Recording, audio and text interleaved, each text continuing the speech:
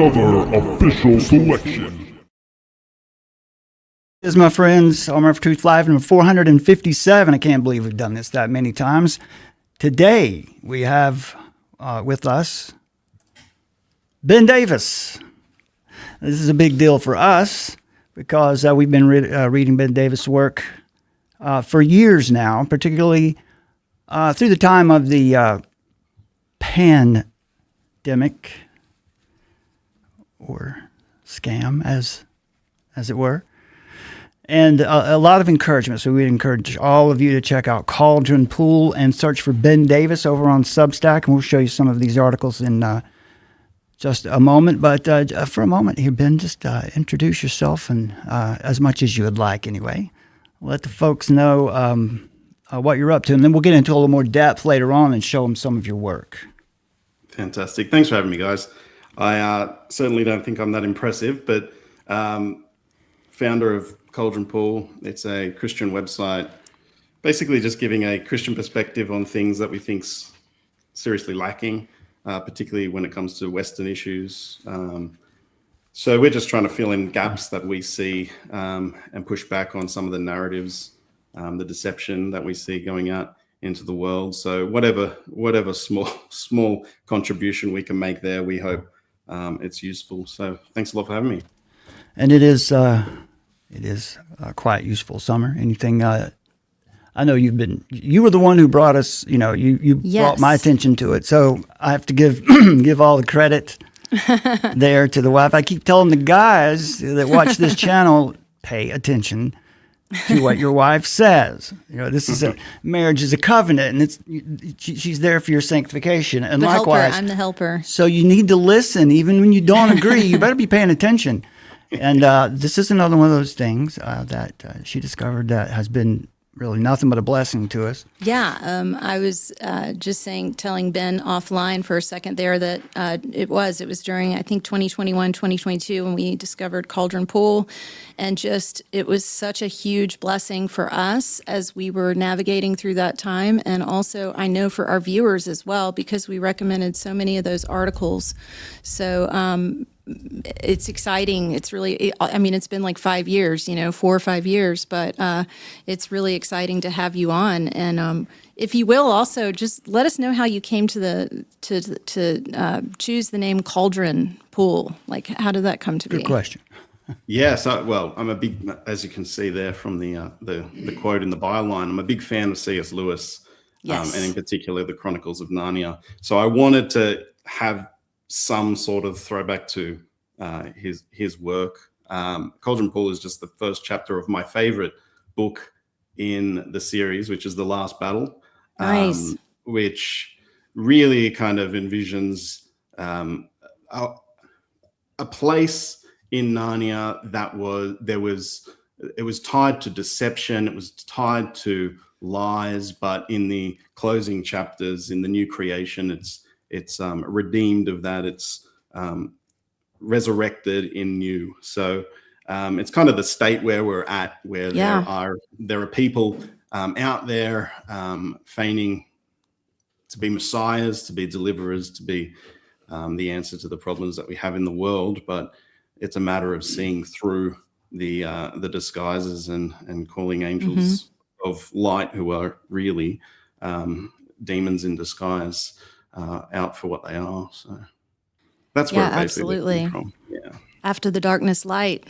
Yes. Yeah. Exactly. Yes. Which is we took one of the reformers' little mottos, post tenebris lux, Yeah. which is they part also of ours. use down there too. Yeah. And you know what, Yeah. Ben? That's probably that's a good segue into our first topic today, which is going to be about how modern Christians, and really just the culture itself, how they view Satan today as this autonomous, sovereign agent. Yeah. Yeah. And let's just jump into that article. We're already up there. Okay, so this is the article that we're talking about here. We're also going to get into a little bit deeper also as we get into the show. Second half of the show, we'll get into a little bit more philosophy will dive a little bit deeper into how pleasure, and this I'll show you how this connects when we get to the second half. So there's a reason for you to hang on to the second half of the show. How this all connects to utilitarianism and determinism. But so this article is the truth about one world government and global conspiracies. And the subtitle here, through compelled multiculturalism, mass immigration, aggressive de-Christianization, and the erosion of biblical morals, our nation scarcely resemble the world our grandparents knew. And that's really one of the main points here that you see in the article, is that it's a confusing time for those who are baby boomers. They've seen a lot of change. The world really looks different. So Ben, why don't you set us up, and I'm interested to know, and I think I may know, but I'm interested to hear you explain how it is, why it is you decided to take on this topic. What were you seeing that you thought this would be the thing to say? So really, I think a lot of us saw it post-COVID, where it was almost like the blinders came off for a lot of people, and they saw through the propaganda machine. We assumed a lot of trust in our governments. We assumed a lot of trust in our institutions, in the medical institution, education, news media. And I think COVID was a wake-up call to a lot of people, where they realized we're not being fed the truth necessarily.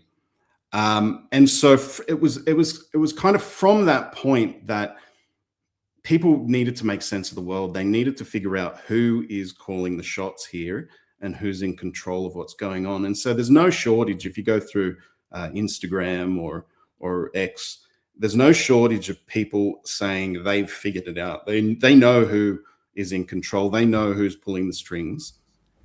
Right. And you'll find a lot of disagreement about who it is, who's ultimately in control of the world, who's deceiving us.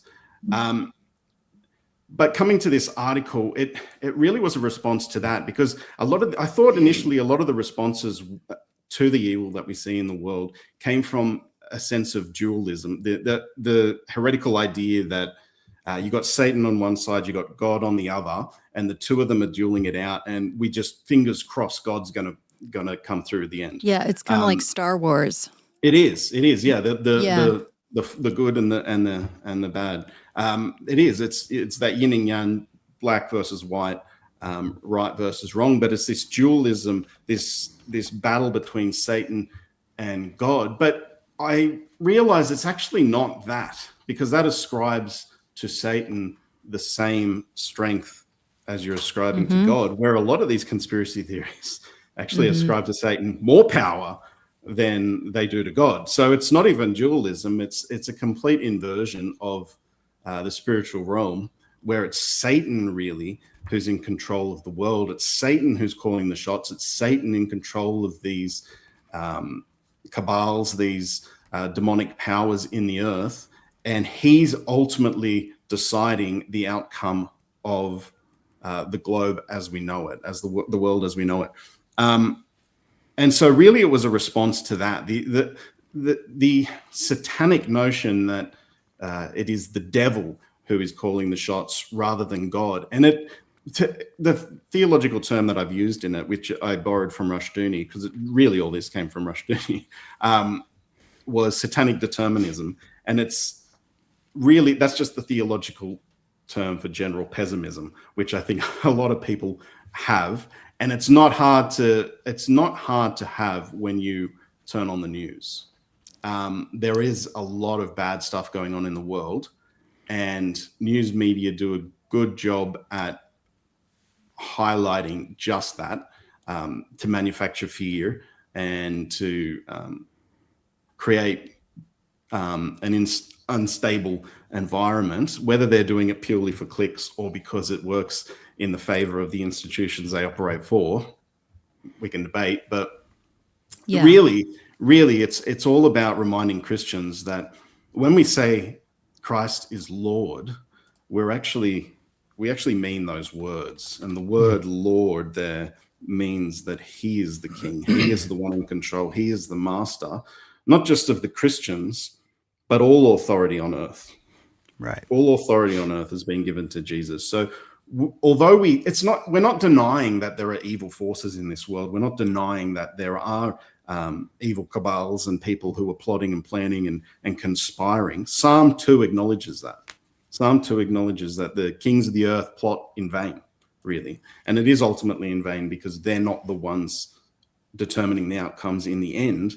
It is Jesus. It is God. Well said, well said. And, this is something that has really been on our minds. And I think, I would say probably for about 9 months now, I will honestly, just in full disclosure and transparency, up until about a year ago, I was also often writing from and speaking from that perspective of a more pessimistic perspective. Yeah. Now, I personally have a postmillennial view on eschatological view. Generally, that not a seven mountain mandate, storm the institutions, postmillennialism, but that through the small things that we do, through marriage and children, through loving our wives, living sacrificially in the home and in our communities, through those small acts, and through the Great Commission, through taking the gospel to the world, teaching them all that Christ commanded, that slowly the world would be won, would be redeemed through God's people. And that's the optimistic view of the two. The premillennial view, things are going to progressively get worse and worse until it's so bad that Christ has to step in and stop it before what? I don't know. But that's that's ultimately basically the two major positions. There's millennialism as well, and there's variations in there, but generally it's pessimism versus optimism today. And more specifically, when we're talking about the kind of work you're doing here at Cauldron Pool and what we're doing here, and we've done some work with also Liberty Sentinel and the New American, and I see a lot, especially right now, of pessimism.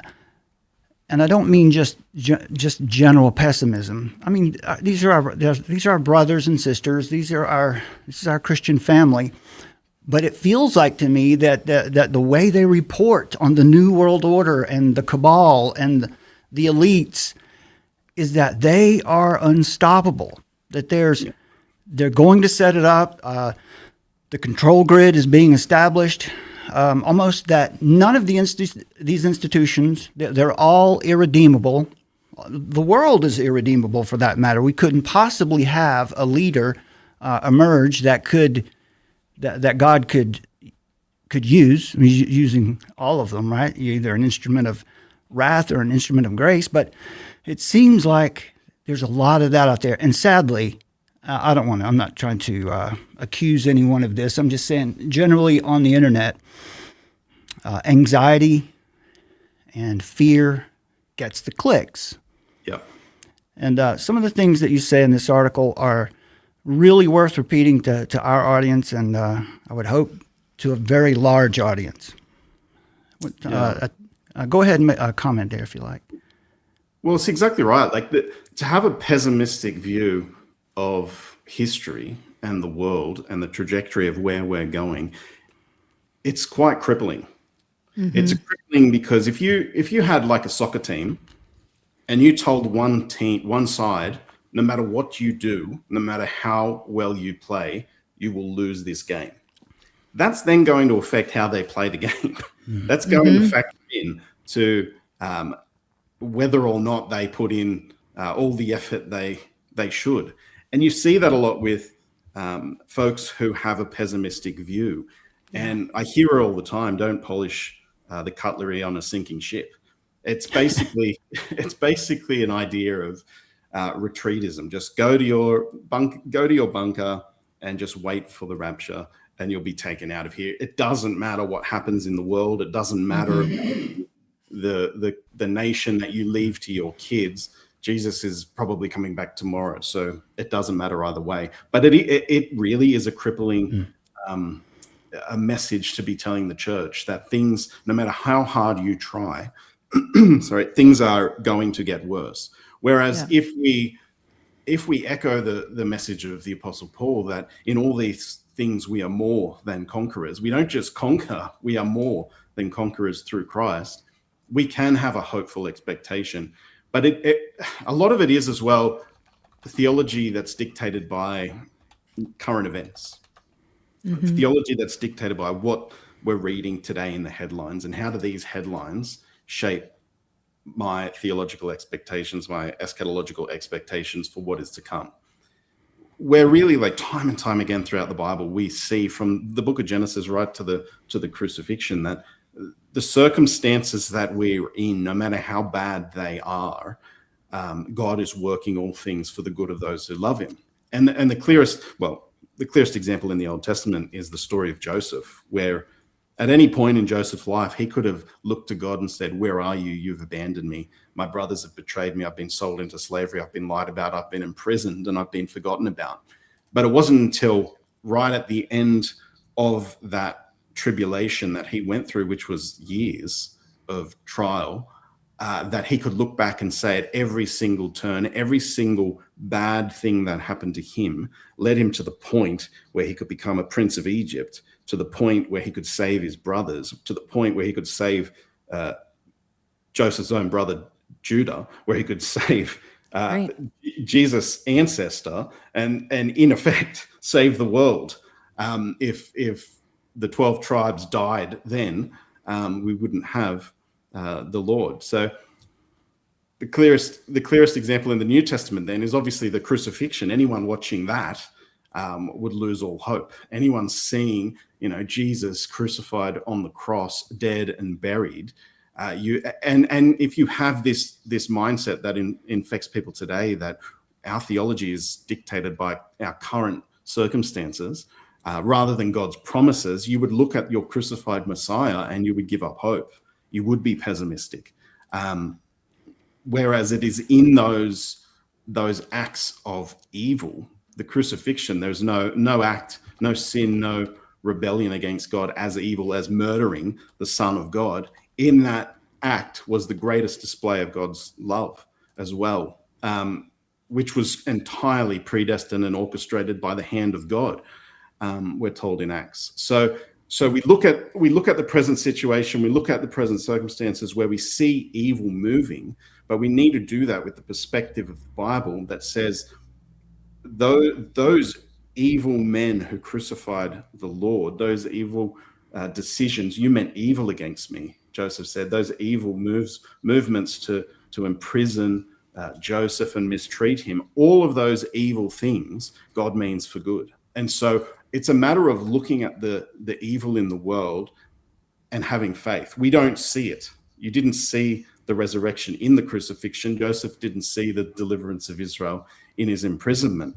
But we have the perspective that is shaped by God's promise rather than our present circumstances, and knowing that whatever evil is orchestrated in this world, God is ultimately still in control. Amen. Yes, amen to that. Now, yesterday, it just so happens that yesterday we had a commenter who brought up Daniel 7. You mentioned Joseph, and Daniel is another example. When we think about should Christians be involved in politics, well, we go to our standard. We go to the scriptures and we see what we find there. And clearly, we're supposed to be active in the world. And so Joseph and Daniel are a couple examples. There are more, but here are a couple examples of God's men who were, experienced what someone had meant for evil, God meant for good. Joseph goes on and takes a high position in the government there, and then so does Daniel. Daniel ascends to a high position in Babylon. And we got this comment yesterday where someone cited Daniel 7, verse 23. Thus he said, "The fourth beast will be a fourth kingdom on the earth, which will be different from all the other kingdoms and will devour the whole earth and tread it down and crush it." And then he said, "So you're telling me you don't see all that happening right now?" And I'm thinking, no, I don't see that happening right now. I think if this was happening, it would be unmistakable. Because what happens, what's often left out is what is described here later, which is Christ defeating, bringing all of these beasts into submission. Of course, which is another term we hear quite a lot, which is the beast system and the beast systems, or that they can't be stopped. They're going to succeed. There's no way they can't lose. I think we have to be careful. The message that I sent back to that commenter was, guard your heart because of what's going on in social media and in our culture today. Because the most profitable form of news, blogging, and podcasting today is to spin up the anxiety, to preach doom, and a lot of this comes from professing Christians, right? But we're called to be in awe of God's sovereignty and God's providential works in the world, or you could say His common grace, knowing that Satan and his servants are defeated, still active, but defeated, still destructive, pawns on that very chessboard, the one they built to try to defeat God's design. Everything that they perceive as a victory is undoing them. Yep. Whatever they intend for evil will only and always work to their destruction and to the inevitable good of those who serve God, just as you referred to Romans 8 there. So don't fall into that trap of fearing mankind and seeing all the nations and leaders as irredeemable, because God has written a story here and guaranteed the ending. And He wrote us into that story. He didn't have to, didn't need to, but He did, and He wrote us into this story for His glory. And I think that's the reason to be optimistic, to be encouraged, to be energized, optimistic about everything that we see today. Let me mention a couple of these points in your article, because I was really happy to see this. Let's see, make sure it's up here. All right, so right here. I'll just read the top two. Today, there are countless theories of a global plot to undermine once flourishing Christian nations and establish in their place a tyrannical one-world government. And it's kind of hard to miss, no doubt. It's all out there. Through the forces of compelled I read that one already. I'll skip down to the third paragraph. And here we go. Theories on exactly who's behind this destabilizing effort largely differ, right? That's social media. That's every blogger. That's every Twitter feed. But whether or not the decline of the West can be attributed to a far-reaching conspiracy, there is one undeniable truth. All of it is ultimately in vain. That's what I'm missing. I'm not seeing enough of that. When the cover of the magazine is the pyramid and the all-seeing eye with the gloomy clouds, and I'm aware that your article has that too, but your context is quite different. And you go on to say, though it may seem as though success and power are on the side of corrupting evil, it is crucial to bear in mind that God's greatest victories often bore an appearance of defeat, which you just spoke about, right? When Jesus was arrested, the disciples headed for the hills. It seemed like a crushing defeat. It's all over. But from that point forward, as we look back now with the benefit of being at this point in history, civilization improved and lifespans improved, technology progressed, and where it was done for the glory of God, it was all good. Of course, Satan always has his counterfeit running side by side with that. You said, let's see, their imagined end win served as their own undoing, then it must be true of every other. If it is true that the most heinous crime ever perpetuated by mankind, then it must be true of every other evil. As Joseph learned, the wicked might mean evil against us, but God means it for good. So this truth ought to have a radical impact on our perspective. It should change the way we view the world and the evils so often perpetuated throughout. And then you get down into, then comes the talk of satanic determinism. Evil is under God's control. Go ahead. Just on that, if I may. Yeah, jump in. God has a marvelous way of turning the enemy's weapons on themselves. So we need to, and that was the example. The crucifixion of Jesus was the defeat of Satan as well. So it was through his own devices, through the murder of the Son of God, that evil was actually defeated, and righteousness and goodness and love triumphed. But we've also got to be aware that sometimes God is destroying things in this world because they're no longer any good. Sometimes he destroys things in this world because they've been so corrupted. And so sometimes we see things being unraveled and we can have misplaced despair, where God is bringing something down to rebuild it better. We think this is the end. These are the institutions that we've put our faith in. They're all being brought down.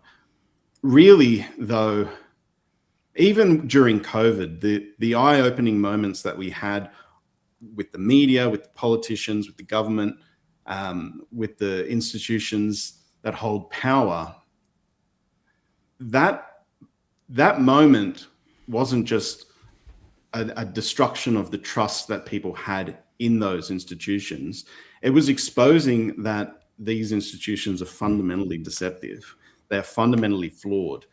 And God was bringing to light what was already there, that a lot of people hadn't seen. And so we might despair that we don't have the faith in medical institutions and the education system and the political apparatus that we used to, but it was our misplaced faith that was the problem, because these things have been largely corrupted by people seeking power, by people undermining God and the gospel and the truth. So when we see the destruction of things that have been perverted and corrupted, we're seeing, as Hebrews says, the things that can be shaken being removed, so that things that are eternal and unshakable remain. That's what we're seeing here. So it's just because we see bad things happening, it doesn't necessarily mean this is the end. Sometimes, like we'll put some negative stories up here and there, but the philosophy behind every negative story we have is that without Christ, these institutions are doomed. And that is basically what they have on display. So I'm hopeful for the future, because we are live streaming the destruction or the dismantling of Western civilization. Mm-hmm. And we have an archive of it on the internet for every bad decision we made that led to something breaking apart in society. We have the internet as an archive for future generations. So it's going to be a lot easier for people in the future to look back and say, well, what happened when we said gender's fluid? What happened when we did this? What happened when we did that? And they'll have firsthand accounts in far more detail than we ever have at any point in history of the implications of the political policies that we've implemented, that we've accepted to our own demise. Yeah, I mean, technology in and of itself is not wicked. I think also that's another big psychological operation that's hitting the the social media airwaves, if you will, in the United States right now, particularly as we approach the November midterms, is the demonization of technology, of AI and data centers, for example. But it's like, every time we've come into new technology, everybody always fears it, and says, oh my gosh, when radio came online, when television came online, and certainly we can talk about motion pictures and the movie Birth of a Nation and how they used that to basically peddle all of the same sort of conflicts that we're engaged in now to this day. Like, yes, you can use technologies to do bad things, to promote evil, but you can also use technologies to do good things as well. A hammer can build a home for shelter, or it can also in somebody's life. So, yeah, absolutely. I mean, the idea that, and God is sovereign, right? So AI, for example, is a new emerging technology and ability to aggregate all of this information. That can be utilized for good. It doesn't necessarily mean that it's going to be utilized for bad. And God gave us AI. He said, okay, you can have this technology. It's there for your use. And so, yeah, just to think of it along those lines, too, because you don't hear many people saying things like that. Instead, you hear people saying, like, overblowing the environmental degradation, where there are actual technological solutions that are out there. Not to digress into a whole nother topic, but it just goes to show that what Satan meant for evil, God can use for good. And there's nothing that God can't turn around, basically. There's nothing that you've done that God can't turn around and save you and redeem you. Yeah. It's fundamentally neutral in itself. And the difference between a weapon and an instrument is who's holding it. Right. So it's the same with AI. It's a neutral technology. All technology is neutral. It just depends who's wielding it. Exactly. Yeah, we have today, Summer's been researching and writing a lot this past week about data centers. And we've done a couple times talked about that. Technology ultimately is neutral. God has allowed us to advance this far with our technology. Right. The evil is in the heart. I like that Alexander Solzhenitsyn's the way he put it. It's the common thread that runs through every human heart is that bent toward evil. So we're the problem when it comes to how it's going to be used. But the data centers are an interesting. I thought this might be a nice off ramp for just a second, since you've been writing about this lately. Is clearly there is good reason to be concerned about something. The size of these data centers, as they, the size of small cities or average sized cities themselves, and how much power they will consume and what effect they will have on the environment and all of this. But once again, the creation mandate, let's go out there, mine the earth, subdue it, mine the earth, get these minerals, get these materials, build things, do it all for the glory of God. What have you heard lately about what are people saying about the data centers? What are some of the... Well, I think the big thing, from the 80,000 foot view, what I see happening is, you've got radical leftists such as AOC and Bernie Sanders now acting as if they really care about environmental issues, which we all know now that's just, they don't care. This is just the impetus for whether they're using pandemic or environmental narratives. That's how they justify controls. But they're basically saying that we need to care about those kinds of things. What we know in the argument also that we've been following with our work that we've been doing is that what we see with the Trump administration is that they're rejecting managed decline and they're rejecting technocratic globalism. And so through rejecting these things, we're actually building back up to what is historically known as the Hamiltonian American system of political economy. And because they don't want the Trump administration and those that are on board with that trajectory of the world, including the world leaders that are hopping on board by the droves, by the way, they want to get back control of that technology. They want to be the one that are in control of wielding the power. So they're going to come up with, I used to work in branding and write campaigns. And so I understand about the process through which you would, try to figure out, well, what would motivate people? What would go across the aisle and be persuasive to people on the left or the right? And so you come up with different reasons. And basically what's happening is they're trying to manufacture consent and do social engineering to make people very fearful of the United States, doing all this AI development and building the centers. Why? Because they don't want the Trump administration to have control of that power. They don't want them to be at that seat of power to have so that we can basically continue on with national sovereignty and making sure that the technology doesn't go into the hands of the globalists, for example. So the reindustrialization, these would play an important role in reindustrialization. And if America is reindustrialized, then we become powerful again, and that's a big problem for those who would like to have no borders. Well, and they would like to use it as a panopticon. So again, who's in control of the hammer? Is it going to be the globalists who are anti-human and think of us as hackable humans?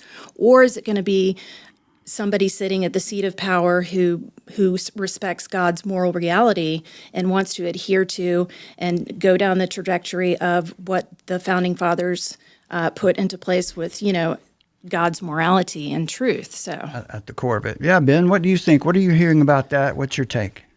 We haven't had a lot of talk of it in Australia. It doesn't seem to be as big of an issue as it is in the States. But yeah, going back to what I said previously, my concern is always who has access to it, who's in control of it, right? And that'll ultimately determine how it's being used. Right. That should be the question in everyone's mind: who has the control of it, and how's it going to be used? Right. And so that's what I'm arguing that I can see so clearly is that there's a huge campaign to get everybody on board with be very, very afraid of data centers and stop developing the technology, hit the brakes. Well, why do they want to hit the brakes and why do they want to stop the development of that technology? Because in the hope that they could gain back the access to the power again and take control. Yeah. A lot of the anti-data center rhetoric I learned earlier today is coming from outside of America too. And they're using AI to create it as well. Right. Well, they have all these proxies, but anyway, yeah. All right. So let's get into the satanic determinism, because I want to introduce a book here called God's Devil by Irwin W. Lutzer. So in your article here, Ben, this is the first quote, which comes from Rushdoony. What is satanic determinism? Let's make sure that's shared. To deny the sovereign power of conspiracies is one of the surest ways of antagonizing many of the people. I thought that's a really good line. Written from his point in history today. That really is, because you will be shouted down and diagnosed and everything else. Who will then argue with religious passion for the sovereign predestination power of Satan. They will insist that every national and international act is a carefully planned and manipulated conspiracy, all governed by a master plan or plot and a secret master council. So, Ben, respond to that. I'm glad you shared that. So, just build out on that a little bit, and then I'll show you what I've got from this book. I can't tell you how many people I've met who have reached out to me in an absolute panic because they've watched Instagram Reels arguing for one case for this group of people being in control of the trajectory of the Earth, and another group over here, and they're completely lost because they don't know who's in control. They don't know who is orchestrating the events of the world, and that truly is an unsettling reality. Like to think that your hands, your life, the lives of your children are being orchestrated by people in this earth who we don't know and can't point to and identify, that is unsettling. So I've met a lot of people who watch these reels and are just reduced to this sense of panic and helplessness where they don't know how to identify who's determining their lives for them and the lives of their children. So that's what I was talking about before. That's the misplaced diagnosis of the evil that we see in the world. It's attributing to Satan what should be attributed to God, because we are unaware of the fact that God sometimes uses evil people to achieve his purposes, as he did with Joseph and as he did with the crucifixion. That is a perfect segue. I'll bring in this book here now, which I encourage everyone to check it out. This is God's Devil by Irwin W. Lutzer, and he wants you to understand. He wants you to have a biblical view of the evil one, of Satan, who he is, what he does, what can he do, how is he limited, is he limited? I'll just read briefly from it here. We don't know exactly what our enemy can and can't do. After all, we're talking about a being we've never seen and whose powers are in realms beyond us. The devil has exactly as much power as God lets him have, and not one mite more. This is a difficult concept for a lot of folks that I've run into when you hear what Lutzer says next. Renewed attention. Much of the renewed attention the devil has received in recent years he says, mind you, I think that biblical teaching about the devil is necessary to correct that. Now, think of two ditches here. On one side, we have deliverance ministry. And on the other side, maybe we have psychiatry. And Lutzer says here, the scriptures have much to say about the evil one. His ability to wield power in our age is grossly overestimated. And this leads to a kind of helpless pessimism.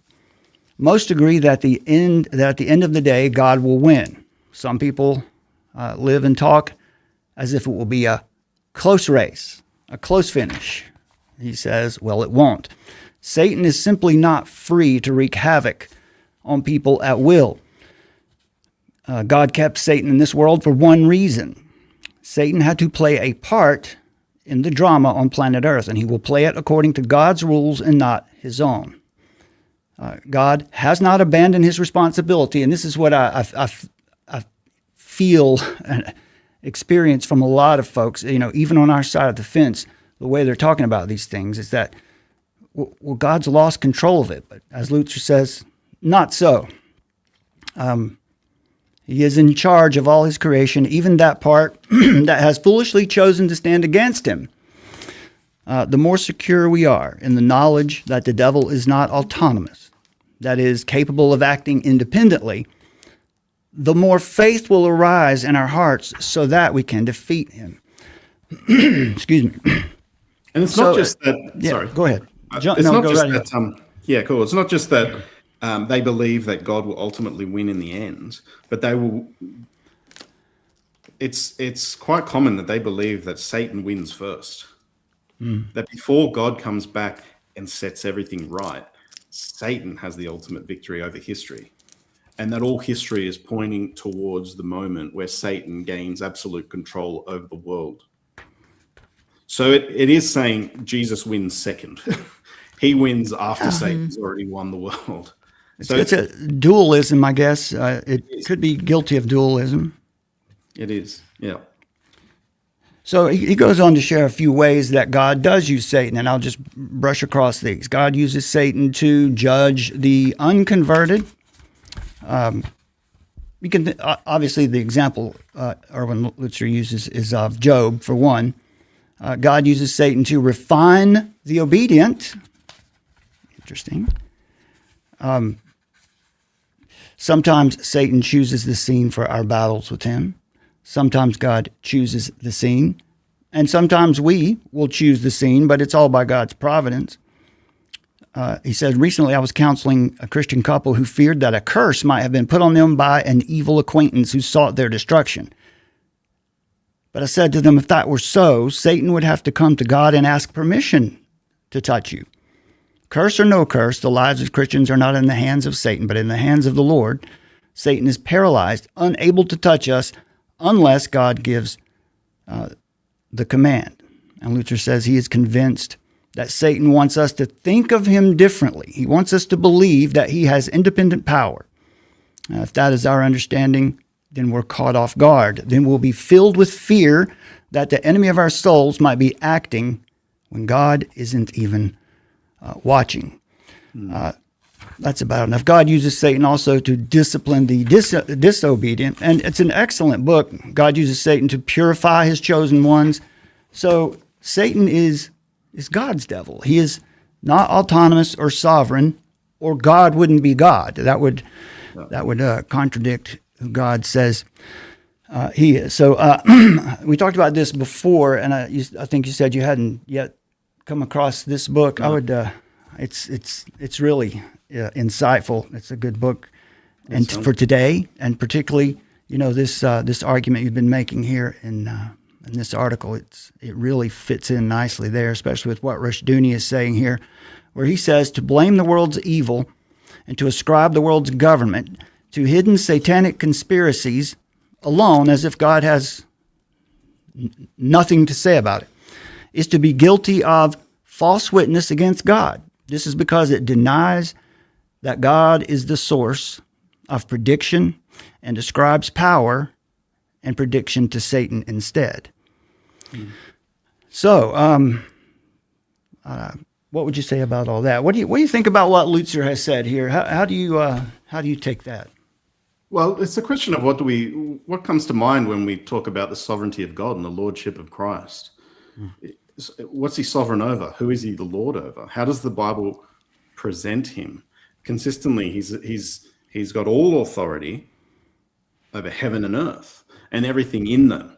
God is sovereign means that everything is ultimately subject to him, and that includes those who are in rebellion to him, the devil himself. So it's entirely correct to think of Satan as being on a leash. He can only go as far as God allows him. God is the one who's ultimately permitting Satan to do what he does. And anyone who disputes that often does so because they're trying to vindicate God. They have a view that if we have God being so sovereign that he's in control, even when bad things happen on the earth, then he's ultimately responsible for the bad things that happen on the earth. And so you get the gross caricatures of, well, what would you say if a man watched a child wander onto the road and get hit by a car and did nothing, even though it was in his power? And so they try and portray God allowing evil or allowing Satan to do evil on this earth, akin to that, which is a gross and a false analogy anyways. We need a definition of evil, right? People think that evil is a substance, or that it has its own life, but it's not. Ontologically, evil is not a thing. It is no thing. It's just the privation of good, or where people choose to do the opposite of God's will. Yeah. It's really the antithesis of God. Like good is not a category that God fits into. Good is God. God is good. God is the definition of what good is. So a thing is only good and a thing is only beautiful in as much as it conforms to his nature and his character. Things that reverse that, invert that, that's evil, that's ugly. That's how we define those terms. And Satan is the perfect illustration of that. He's an inversion of Christ. He's the opposite, the antithesis of what Christ is for us. It is God who directs the hearts of rulers and authorities so that ultimately we are at God's mercy, not theirs. And I'll finish up here with this quote from Rushduni, which really is solid. Today, many so-called or professing Christian conservatives not only spend their time studying the work of Satan, but become angry if you question the omnipotence of Satan. They insist that every step of our world history is now in the hands of satanic manipulators who use men as puppets. To deny this is to be classed as some kind of heretic. This practical meaning of this position is Satan worship. But St. John tells us that at the supreme moment of Satan's conspiracy, when Christ's death was decreed, the secret purpose of God was being most fulfilled. That's in John 11. Okay, Summer, let's do that introduction, Ben, now, and then we'll come back on the other side, and we'll get into some... we'll go into some philosophy. All right, do you want to show the slides? Yeah, I've got them ready to go here. Okay, so we're a little bit late on telling you guys about Ben, but Ben Davis holds a degree in theology and is founder of the Christian opinion and news website Cauldron Pool. So he is also an illustrator, very, very talented illustrator for the Spectator magazine Australia, which is also known as The Spectator. Ben's work contributes to cultural, political, and theological commentary from a Christian worldview, and he's also authored a few children's books at buddybrax.com, so that would be BUDDYBRAX.com. So in one of your captions here on your website, you're talking about basically these children's books that are helping to inform kids on biblical ways of managing anger and emotions. One sentence that you have here is that there's a heartwarming story that reminds children that it's awfully hard for that anger to stay towards any person for whom we pray. So do you want to speak a little bit to when did you put these children's books together? Like when did you get this website up and running? What can parents who might have children expect to find in these books? I see you're on Amazon as well.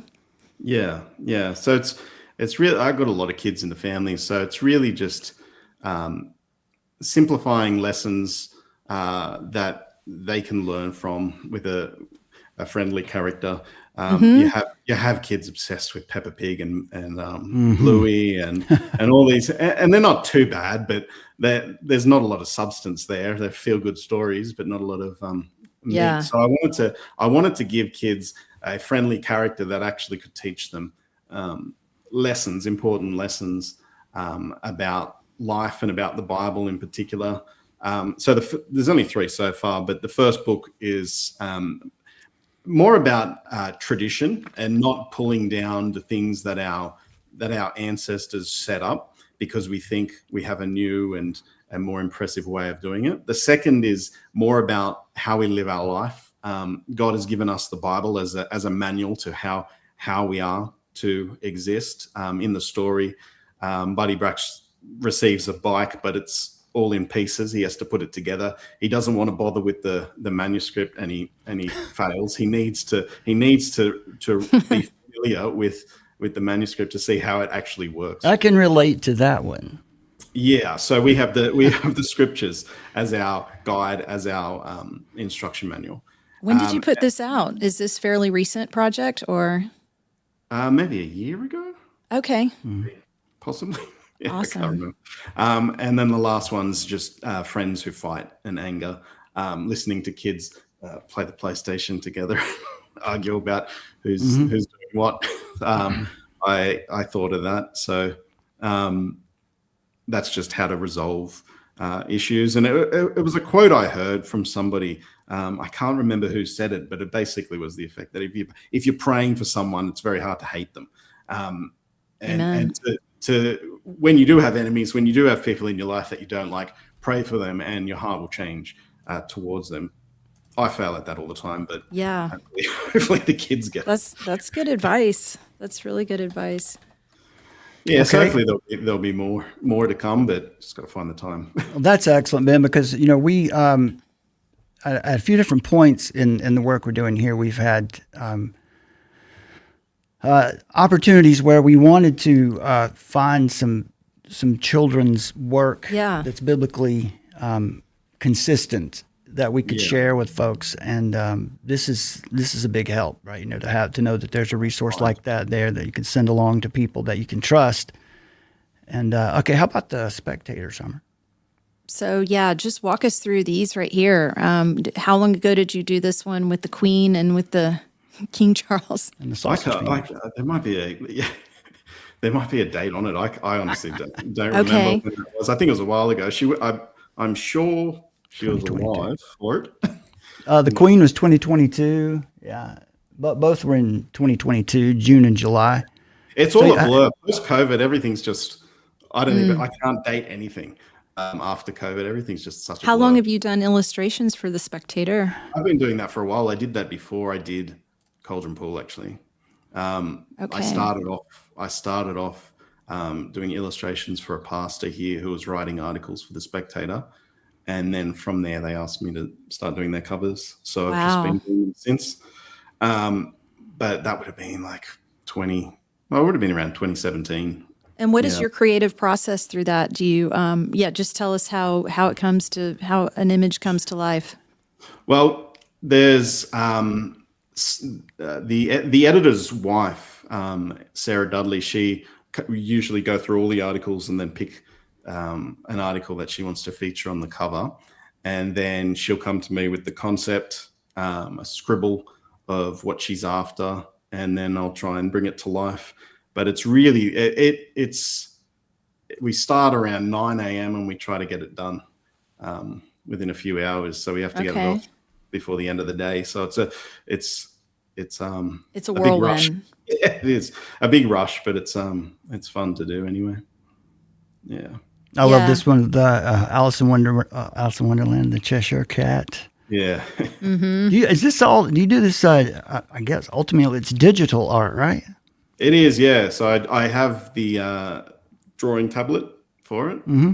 So it makes it a lot easier when you make a mistake to press undo. Well, that's fascinating to me. I mean, I love art. I have an artistic heart, but I don't have the chops or the ability in some ways but they're not visual for sure. But so this is fantastic. That's quite an honor to have your work immortalized in such a well-known publication. That's pretty awesome.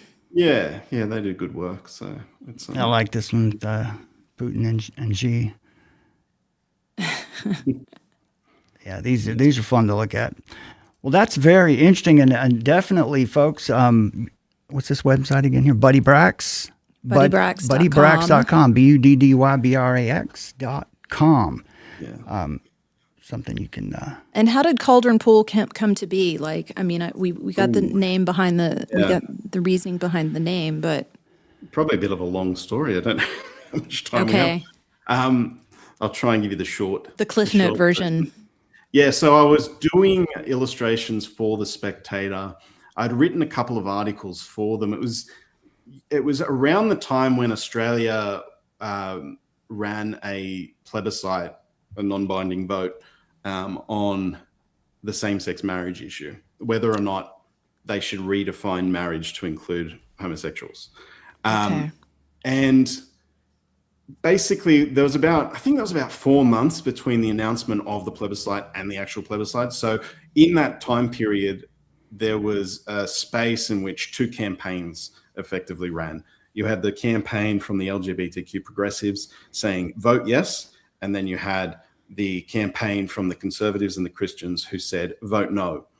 And they both took a very different approach.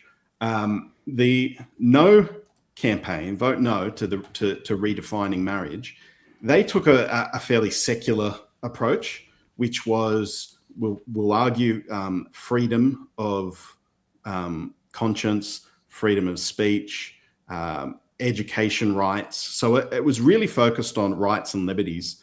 Mm-hmm. Whereas, and I think they did that because one of the obvious criticisms that they copped is, who are you to impose your Bible on me? Who are you to impose your morality on me? And so they took a secular approach, largely speaking, to this debate. The Yes campaign, I would argue, took a religious and a theological approach. So it was entirely inversed because they grounded their entire campaign in slogans that were profoundly theological, whether they understood it or not. And the slogan that they used more than any other was "Love is love," Oh, yeah. which is effectively saying, who are you to define love? Love is love. It doesn't matter what, who I love. You're not to dictate it based on your scriptures. But what they did, what frustrated me the most about the No campaign is they let them get away with it. And what they let them get away with was using that theological argument. And I say it's a theological argument because love is a theological category. The scriptures say God is love. And so if the scriptures say God is love, the moment you define or redefine what love is, you're making a theological argument. You're defining who God is. Yeah, it's a moral, it's them trying to basically change the definition of a moral reality that we already understand. Exactly. And so they took that fundamental theological approach, and I didn't see many people on the no side challenge their assumptions and say, okay, if you want to impose your morality on society, if you want to change the basis of morality in our country, then by what standard are you doing that? By what standard are you imposing on the people? What is that measure of right and wrong, good and bad that you are now imposing on us? There was no challenge in that regard. It was just liberties and secular arguments versus their slogans. And I saw that the church largely didn't have a response to this "love is love" mantra, which is just mind-numbingly meaningless. Yeah. And there wasn't a good response. And so it was kind of in that frustration that I began to write and say, we need morality. All law is morality.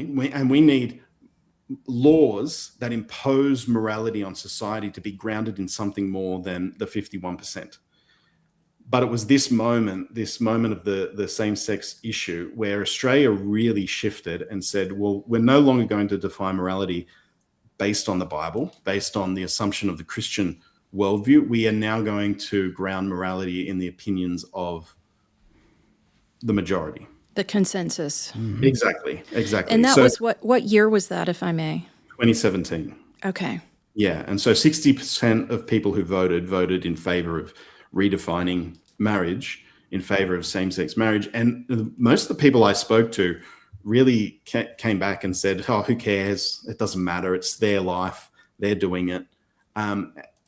Because there was that disconnect between theology and the arguments that were being made. So really, it kind of came from that, writing on that, number one. And then I had a number of articles, and some other pastors had a number of articles turned down from some secular conservative magazines in Australia because they were too theological, and there was no other avenue to publish these things. So it was kind of like creating a platform where we can push back on these narratives that aren't being checked, that aren't consistent and need to be called out, but giving Christians especially a place where they can react and respond to the world. Also, Australia is very spiritually dry.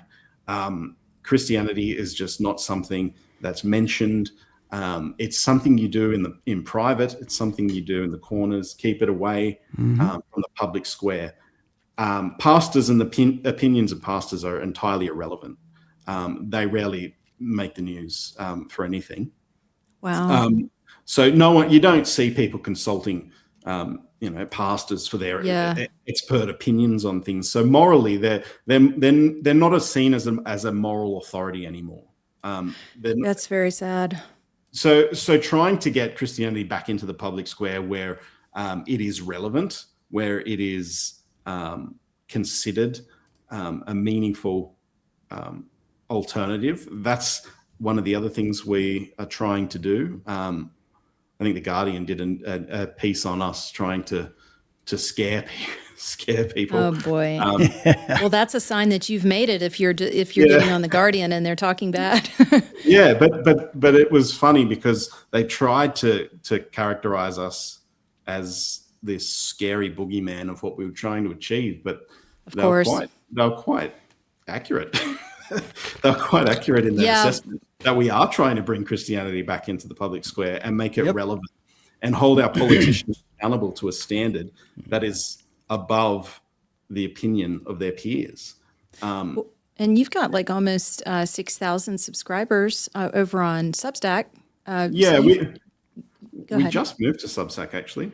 Yes, I noticed So that. yeah, we haven't used it before. We were hosting it.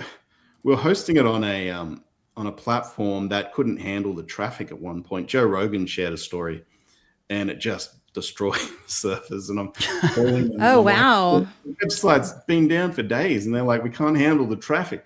So I had to pay like a heck of a load more to upgrade a lot of things. What and article was that he picked up? So this was, I'm not sure if it's on the Substack, but this was an article about a transgender MMA fighter who broke a female opponent's skull. Oh, wow. And Yeah, she we was covered that story too. Yeah, that's Yeah, crazy. yeah. So Joe shared that one, and yeah, that blew up. But we've had Trump share stuff from us before, and Elon. So yeah, Nice. we had to get a server that could handle the traffic, but the cost of that and maintaining it was just every month there was just increases. So we thought we'll check out Substack and see how that goes.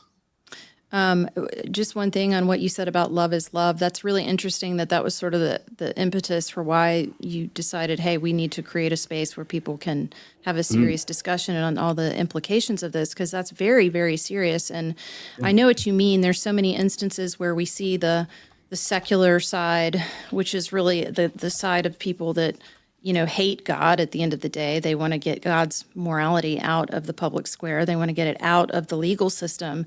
And one of those ways in which we've identified that is this idea here in the States. I don't know if you've heard about it, but a lot of people, a few months ago, they were making a lot of waves about this idea of cognitive liberty. So, it's just one of these ways that they try to move the goalpost to a different place in order How do you to define that?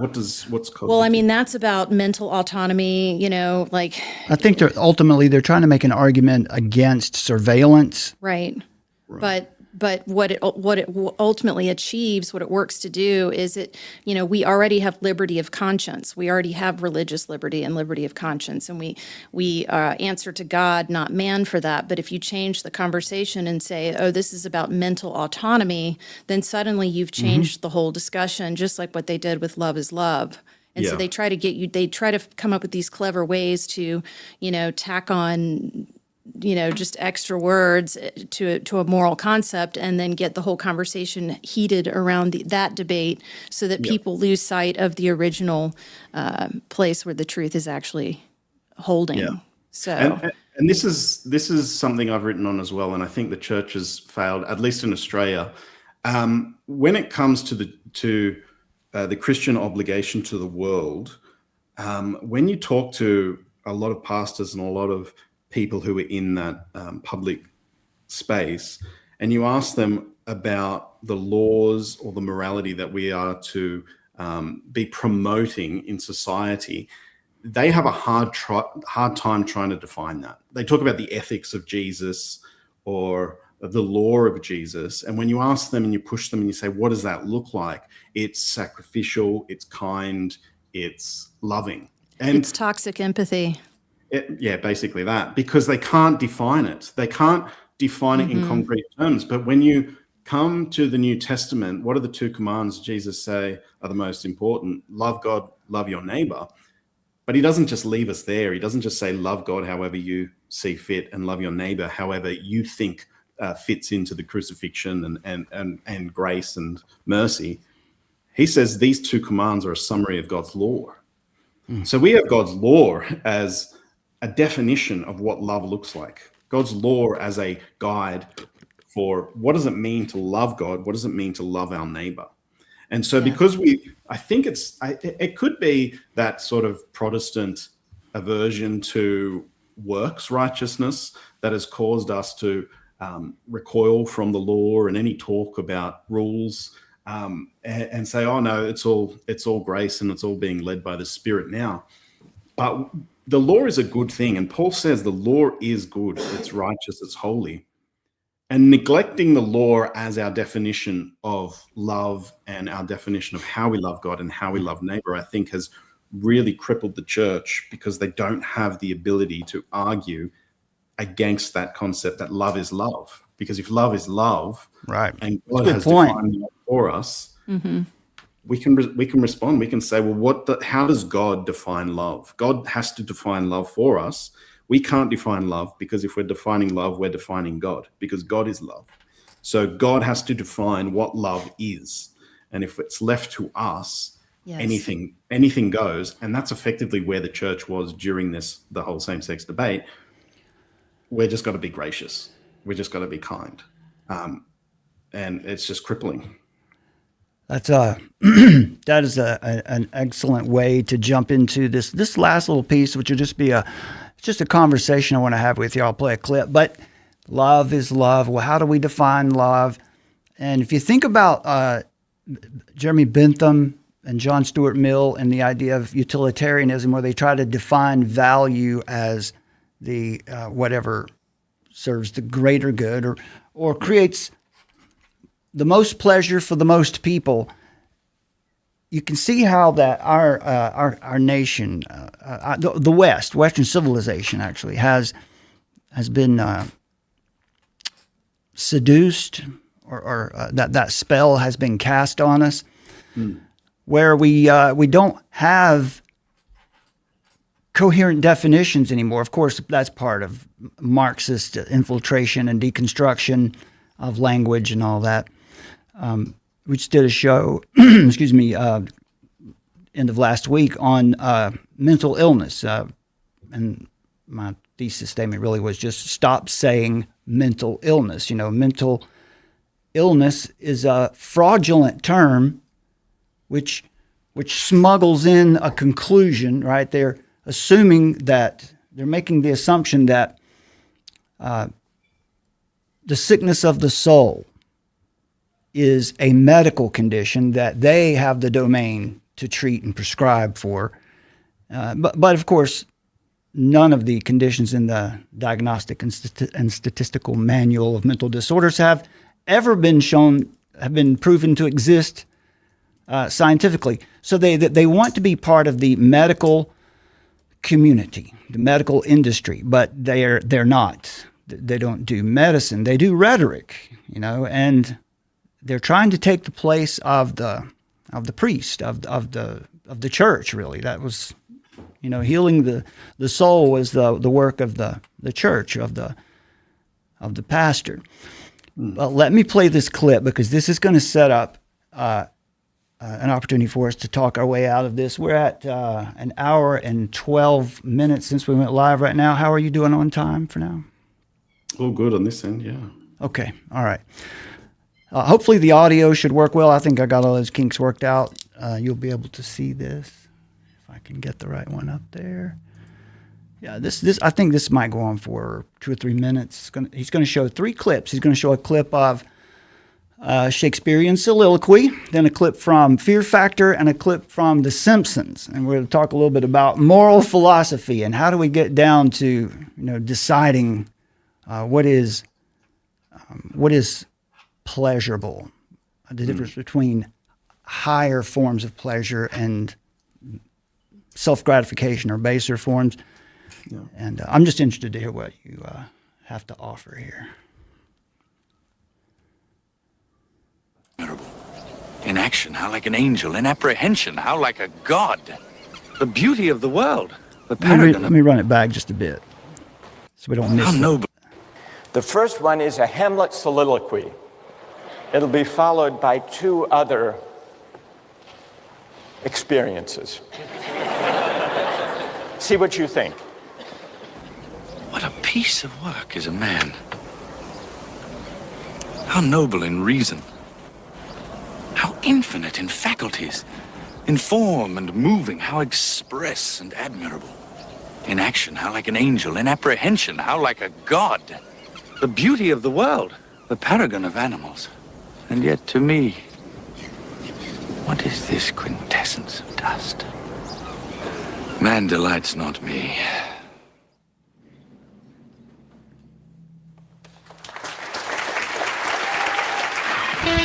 So the responses are interesting too. Kind of a slow applause, and here's the next.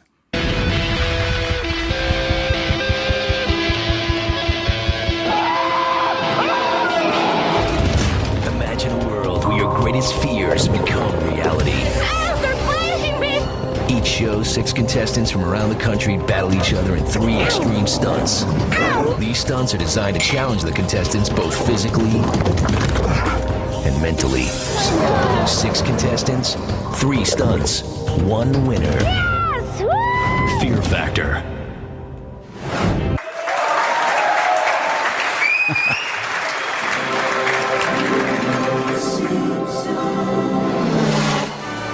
Hi, diddly ho, pedal to the metalophiles. Landers, since when do you like anything cool? Well, I don't care for the speed, but I can't get enough of that safety gear. Helmets, roll bars, caution flags. I like the fresh air and looking at the poor people in the infield. Dang, Cletus, why'd you have to park by my parents? Now, honey, it's my parents, too. And there's the biggest applause.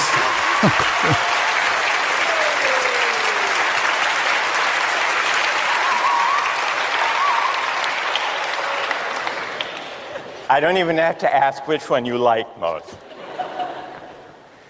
The Simpsons? How many like The Simpsons? Okay, so there we go.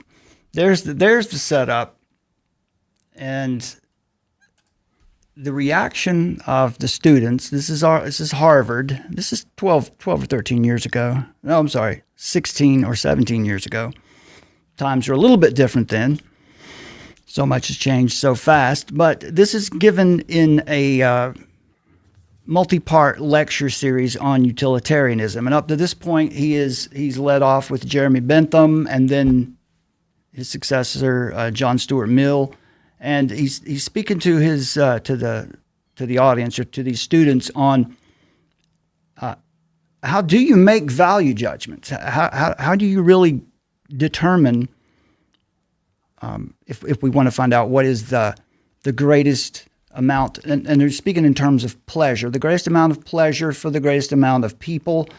And consistently the problem is defining of terms, what is pleasure. And ultimately it comes around to one student has a really good response. If I can get his, yeah, here he is. Let's listen to him, because he'll this is a nice little, I think I have to give this kid some credit for talking about higher pleasures versus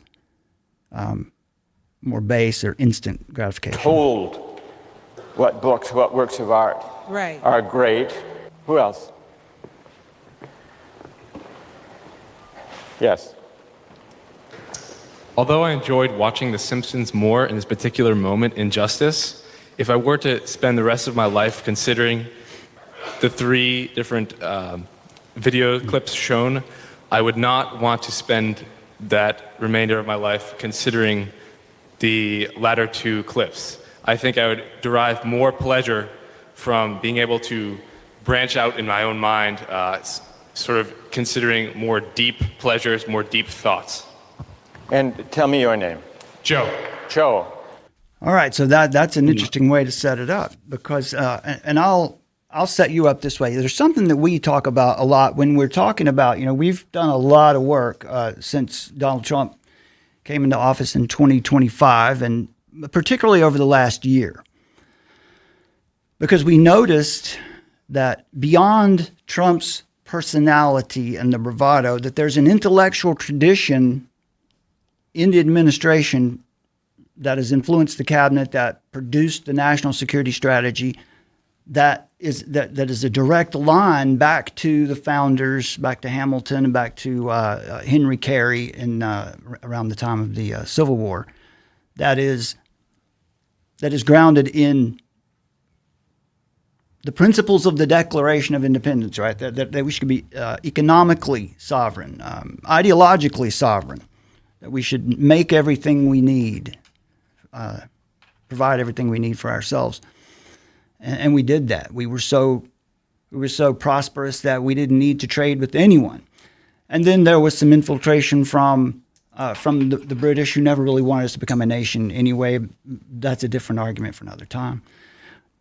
But at the writing of the Declaration, there was this, this term, the life, liberty, and the pursuit of happiness.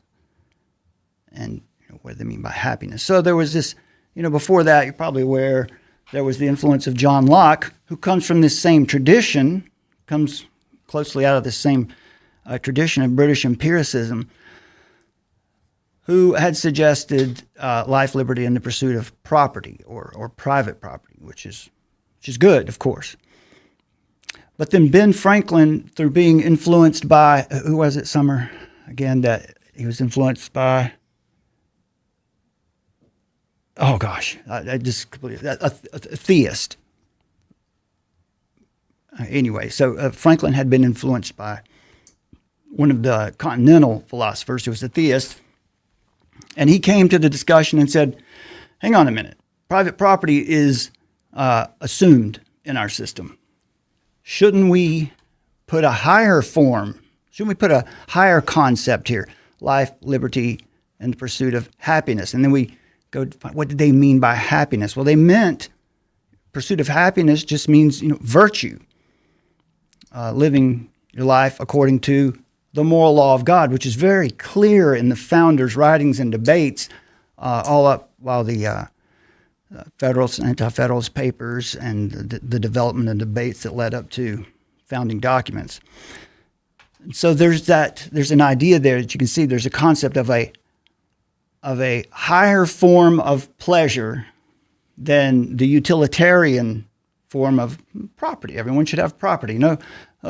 If we ground this in a higher form of pleasure, the pursuit of happiness or virtue, then we will surely dispense of our private property in the right way. So there's a lot to say about this, but I'm really curious. What are your reactions to that, just based on what we see happening around us today, where people are, especially with social media and AI, as we mentioned before, or social media in general, seeking confirmation or affirmation of their own suspicions, and there's a pleasure involved in that. You can get a constant stream of pleasure, dopamine hits, versus the lack of these higher pursuits of pleasure. I'm just curious what you might have to say about that. Based on your writing and where you come from, I'm just real interested to know what you would say. Well, just with those three clips alone, they ultimately come from three different periods of time. Mm. And what we're seeing there is displays of art, and art being downstream from culture. It's largely a culture that determines what your art looks like. But culture is downstream from religion too. So you can tell a lot about the culture of a people by the art they enjoy. And entertainment television is a form of art. So what we're seeing there is that shift from the intellect to more the immediate gratifications, the immediate, for lack of a better term, animal instincts of our flesh.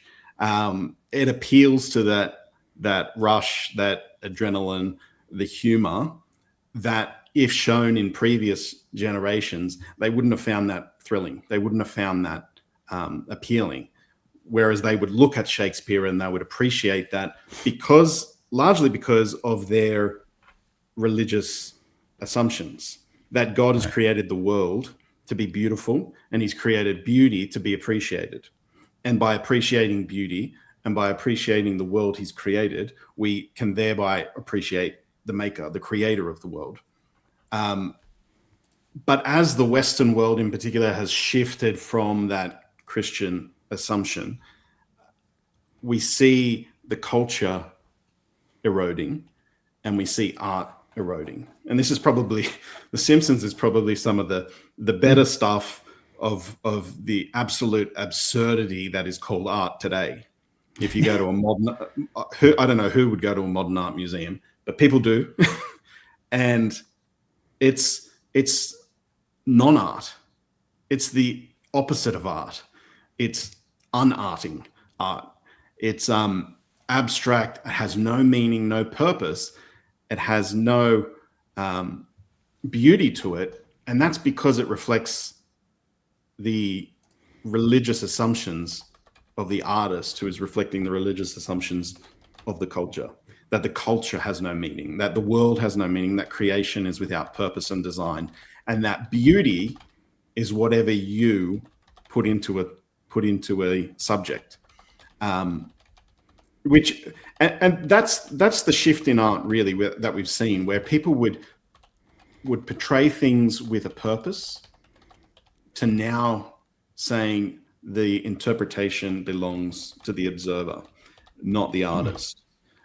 You can't look at the Mona Lisa and say that's a painting of a chicken. You would be wrong, because that's not what the artist intended.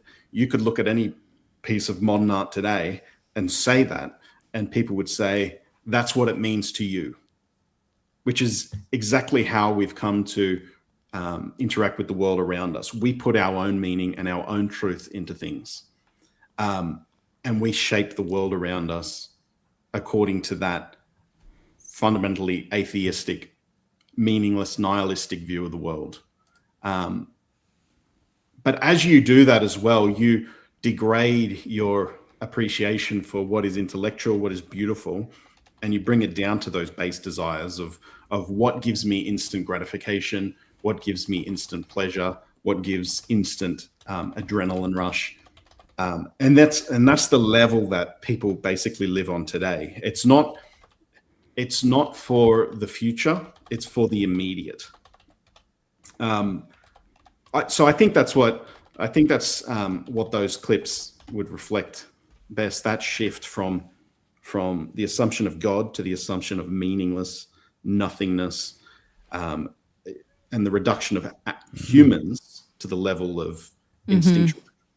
Yeah, and I think that with critical constructivism, it's this Marxian idea that has been responsible for sort of deconstructing our reality. And again, it's with the aim of trying to destroy what is goodness, beauty, and truth. Just by engaging in that process over and over and over again, you're destroying, God's creation and how He's intended for us to understand our life and our purpose in life. We didn't just wake up one day and then decide that gender was fluid. No. That biological reality doesn't matter. That didn't come out of nowhere. That came out of a long history of tolerance for things like pluralism, for the notion that there is no truth and that you can't dictate what is and is not right and true. That choose your own gender is a product of choose your own God, choose your own religion. That's where it came from. But we get to that point. If you can choose your own God, if you can choose your own religion, if you can choose your own truth, then reality's anything you want it to be. And I don't think people who've embraced that concept really understand the implications of what they're unleashing on society. Yeah, like what you're participating in. You're actually participating in the deconstruction and the elimination of what is good. Yeah. And reality itself. Right. It's the redefining of reality itself, which is everything we see breaking down around us today is the antithesis of Genesis 1. Everything that God created and was good, we're now seeing the undoing of that. It's God who defines reality in the beginning, and now it's man's exaltation to the point of God, where now man is the one who says, no, I will define reality. I will tell you what a male and female is. I will tell you what this looks like. I will tell you what that looks like. Truth and error, beauty, and what is ugly. And it's shaping the world into the image of man. Right. Do you want to talk a little bit, maybe the article that you just put out on May 28th, History's Horrors Do Not Condemn Christianity, but the Deviation from It? Yeah. I saw it.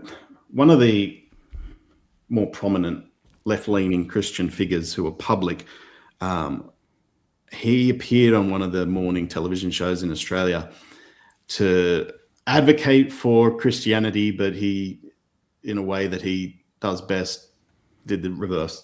And it wasn't good. He basically apologized for the Crusades and said, yes, the Christians are to blame for the horrors of the church, and it's the church with power is a dangerous thing, and Christianity has a lot to apologize for. This article was basically in response to that idea that people can point to evil times in history and say, look at the damage that Christianity has done. And fault Christians and the church for that. But what I argue is that every injustice and evil that has been perpetrated in history, even that which is done in the name of Jesus or done by the church, has more in common with those who reject Christianity than those who embrace it, because every injustice has to be carried out by first assuming that you are at liberty to deviate from the commands of God in the scriptures. Right. So you don't get to a point of inflicting injustice on people before you get to the point that you say Jesus is Lord, but not Lord of everything. Jesus is God, but we don't need to obey him. So when people bring those charges against Christians and say, see the danger, see the threat that Christianity and power poses to the people, well, the right response to that would be, no, they're examples of Christians not being Christian enough. They're examples of Christians who have adopted your point of view, who've adopted your philosophy, that the Bible is not necessary to obey, that God's moral decrees are not necessary to adhere to. So we can't take charges that Christianity itself, that the Bible itself, if adhered to, will promote or result in injustices on earth, because that's not what happens. It's when people deviate from the Bible, it's when people turn from the scriptures and from obeying God's law of love, that people commit injustices. So really, they're arguing against their own position, not against ours. Right.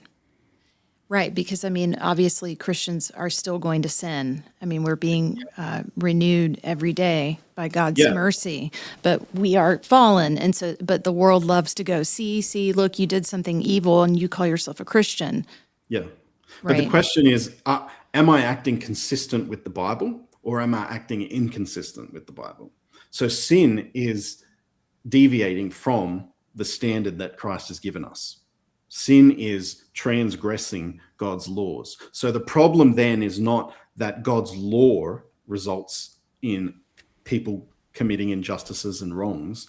The problem is we don't obey his law well enough. We don't take the scriptures seriously enough. We don't love him enough. And so it's misplaced blame to put it on Christianity itself and say historical injustices were the product of Christianity and not the deviation from Christianity. Yeah, and you've done a lot of work as well. Something that we've done a lot of work on is how Christians are called to be salt and light, not hide their light under a bushel, and to be watchmen and to be involved in the public square, and not to be, thinking that they need to go. We're not called to be a monk in a monastery somewhere. We're called to infuse God's wisdom and truth out into the public. Would you like to speak on that a bit? I know you guys have done quite a bit of work on that.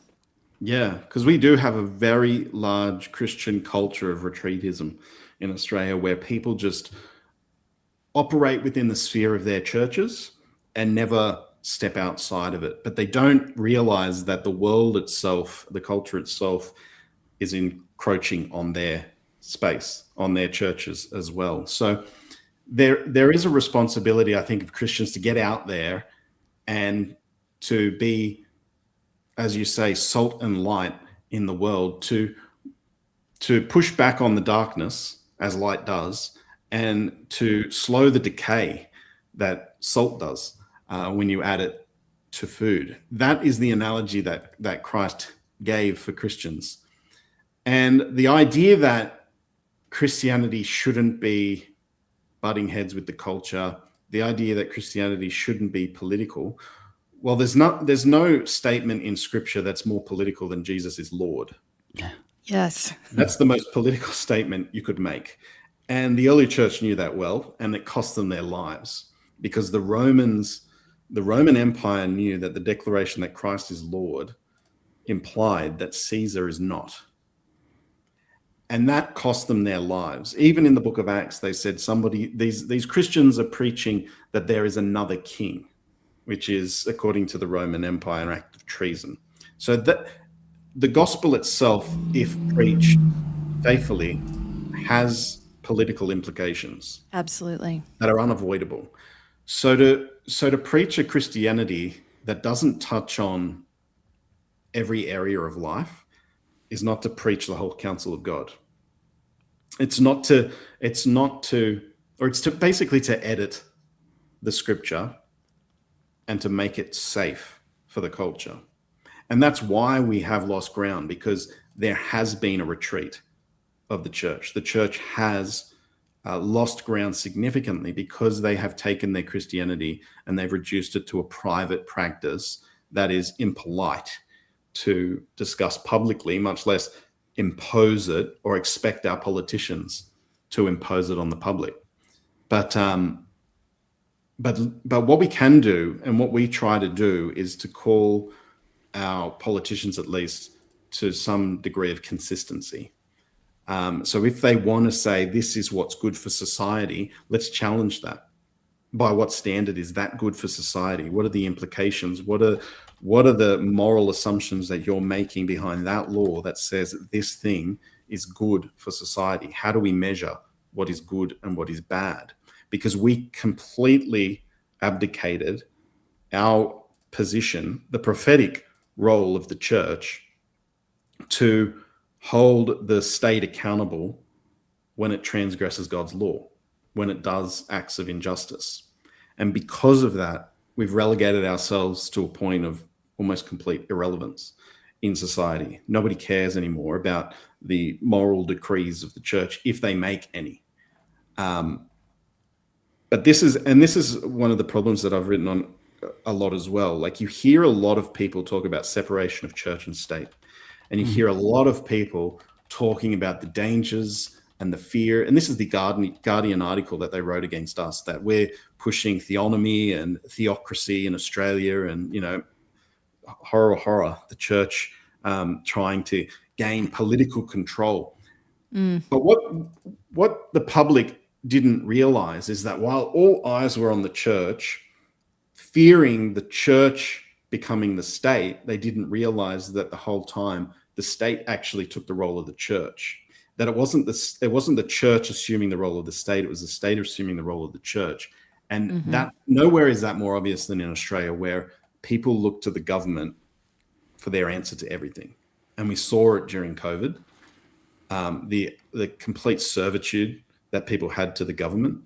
And we see it now, whether it's their moral guidance, their healthcare, whatever it is, people look to the government now as their ultimate solution. When there's an issue, the government is there to answer.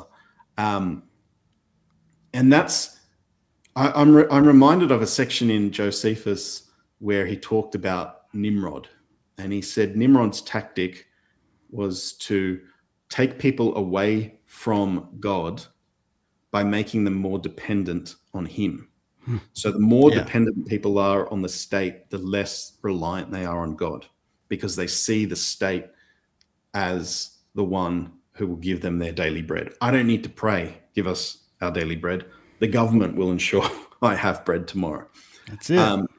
And that's really something that's not just unique to Australia, but it's the Western world over. It's shifting the role of the church and the moral consciousness of the people away from Christ and to the political establishment, to the state as the ultimate arbiter of right and wrong, the ultimate arbiter of good and bad, those who dispense justice and charity and mercy, the ministry of grace has now become the responsibility of the state. Not just the state, not just the church, but the state has replaced the family as well to a large extent. The responsibilities of the family, when the state got into the education realm, it was making the responsibility of the parent irrelevant. And so we have in Australia, it might be the same over there, but we have in Australia a situation now where it is virtually impossible for mums to stay home and raise their own kids. They've got to put their kids into daycare, into state-run education systems.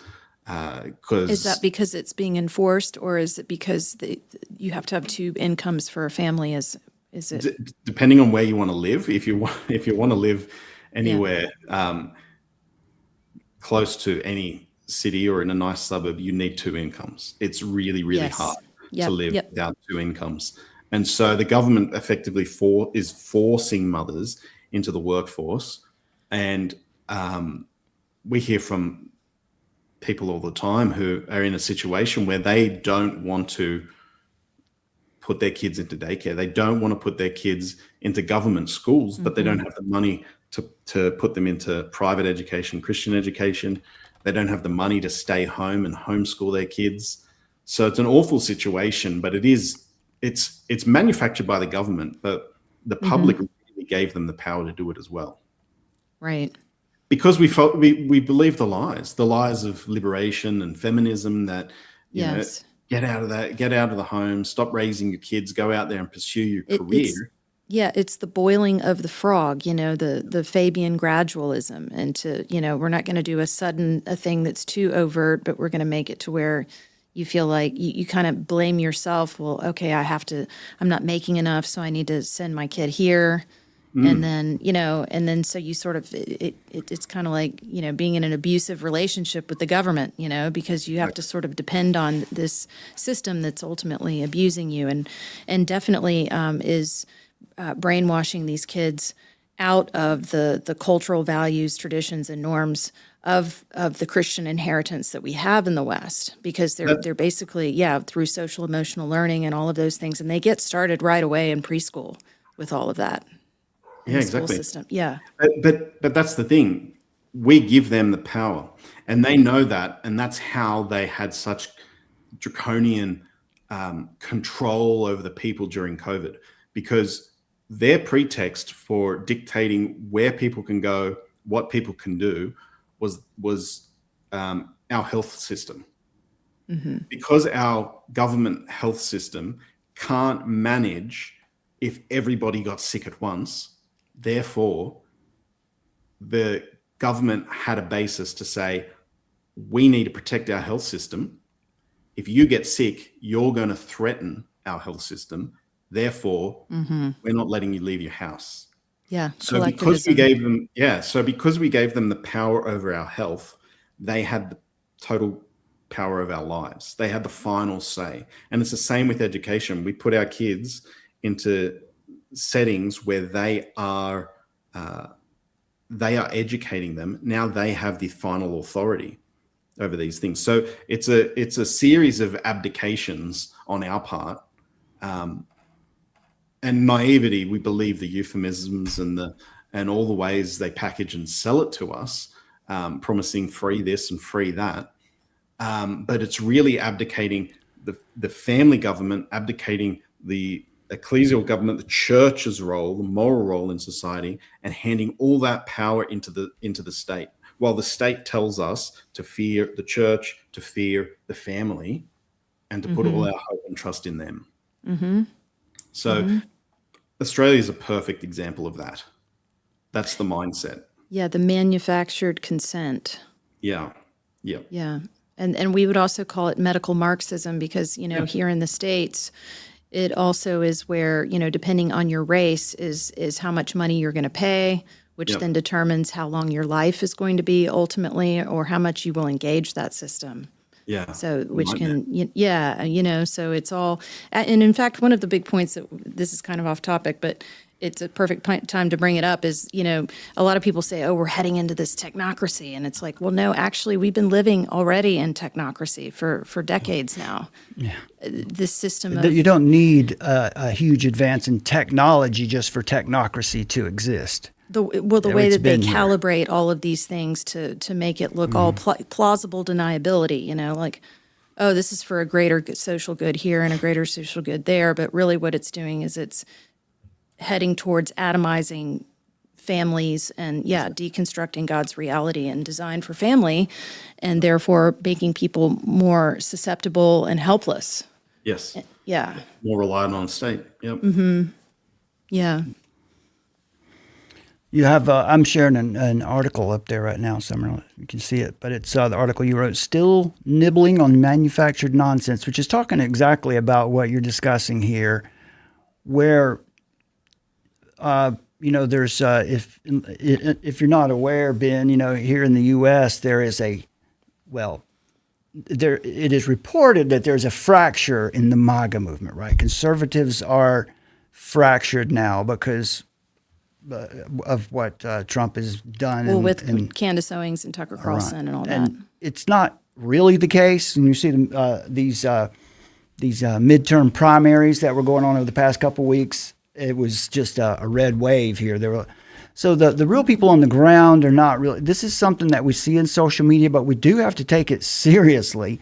And it was this is what this article is talking about is. Suddenly the left is going to take up. Now they were the party of technocracy for so long. Yeah, they were. And now they're deciding that they're going to call out the technocrats. And since Charlie Kirk was assassinated, the rhetoric online, the way it has shifted has been not shocking, but it has been significant. To see how it has changed in his absence, because he was just such a strong unifying force for young people, but also online community, which is really getting back to our original topic today, that we need to understand. We need to understand that God is sovereign, Satan is not, and that when we see something that God can bless, that God that looks like a result of God's blessing. Like I would say the national security strategy, it's not an inspired document and it's not perfect, but boy, there's a lot in there that seems to be, to affirm biblical principles, which is why we're being so loud about it. But anyway, I guess we're getting close to the time. I might say this, just based on what you guys were just talking about. It got me to thinking about the parable of the talents and our duty, our calling here. And I wonder what you might, how you might respond to this, Ben. So, parable of the talents, Matthew 25. Right? That's one of Jesus' key teachings on responsibility. What are we supposed to be doing while we're here? Right? These resources we've been given. And we see liberty, we see American liberty as a good gift of God. Right? That's something that we should steward it faithfully. Gifts of being able to have an influence. Jesus described a master who entrusts his servants with differing amounts of money, form of currency, expecting them to wisely invest it and multiply what they've been given. And those who responsibly steward their talents are rewarded. And the one who buried his talent and did nothing with it out of fear is rebuked. It's even worse than that, actually. But some will object to say that this parable is about just sharing the gospel, not building up earthly kingdoms. And some of that's true, but the parable contains an important lesson about stewardship and how God expects us to use all the good gifts he's given us wisely, faithfully in service of the gospel to bring an increase to his estate, in anticipation of his return. So the application then, we must be vigilant of every opportunity and be diligent to use our gifts, our platforms, which you've done an excellent job of that yourself. But not just that, again, right at the top of the show, he said, it's the small things that we do, treating our wives well, loving our wives well, raising up our children well, killing idols in our hearts, repenting daily. The small things that we do, that's faithful stewardship.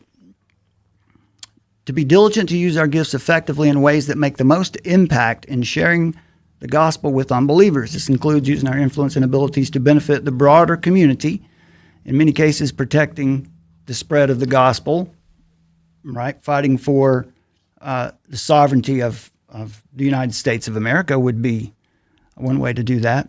That obviously extends out to civic and governmental roles. Applying the parable to the realm of civic duty. Jesus' message of faithful stewardship means to actively engage in society rather than to hide away from it.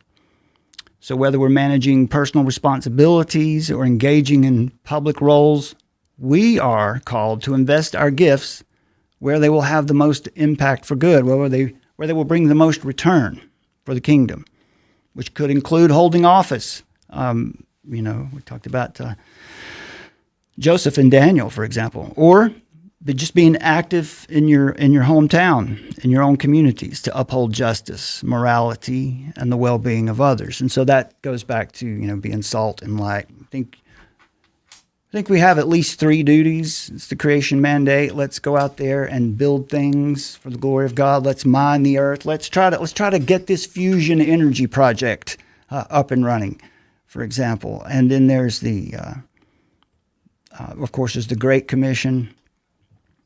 To take the gospel into the world, to go make disciples in all the nations and teach them all that Christ commanded. And then, of course, the greatest commandment, to love God and love your neighbor. And how do you love your neighbor? Well, you do that by fighting for what is good, moral, and just, and we find all that in Scripture. So what would you like to leave the folks with today on that account? I know you mentioned you wanted to make some commentary on Christians being involved in politics, and you've already done that, but anything you'd like to say to wrap us up? The floor is yours. Yeah, I suppose when we're reading a lot of negative news, which is what we're inundated with these days, it is tempting to just want to forfeit. It's tempting to want to retreat. But I think if any generation had the reason for being pessimist, it would be the first generation of Christians who are up against the fiercest persecution that the church has seen. These were Christians who were gutted, fed the wild beasts, Christians who were crucified and set ablaze. They had a reason to be pessimistic about the future, but they weren't. They were optimistic and they were hopeful. And it was because of their faithfulness and their belief in the promises that eventually the beast that was crucifying them, killing them, murdering them, was turned on its head, and it became Christianized, well, far more than it ever was before. So what we have is Paul urging Timothy to pray for your persecutors, pray for the people who are crucifying your loved ones, pray for those in power, pray for the kings, pray for those in positions of authority. And he was instructed to do that at a time when that was a very present reality for him and the church. Eventually, that Nero became a Constantine. We're no less under that obligation to do the same thing, to pray for our leaders, to pray for those in positions of authority, that we would get leaders who obey God, would get leaders who respect God's law and enforce God's law and want to do what is good and just for the people, not seek their own power and gain. The other temptation that we have is to think that we're not big enough to make any influence. We look at figures throughout history who were one man who changed the world. And we think unless we are that, unless we can achieve that, we can't achieve anything. And we need to understand that those people who did great things for God and had massive impacts throughout history are relatively few in comparison to all mankind. God doesn't use them as the norm. That's not the normal thing for him to do. He uses small people. He uses fathers, he uses mothers, he uses children and their daily obedience to him in their lives. And it's not going to be an instantaneous thing. Jesus uses the illustration of the kingdom being like a tree. You don't plant a seed in and then go, well, there's no tree, I give up. You plant the seed and it takes time to grow. And that's the illustration we're given of the kingdom, that it's a process. And the kingdom's growing, and we may not see the growth, just as we don't see the growth of a tree, but it's growing nonetheless. And we can help and be a participant in that. And we have the privilege of being a participant in that.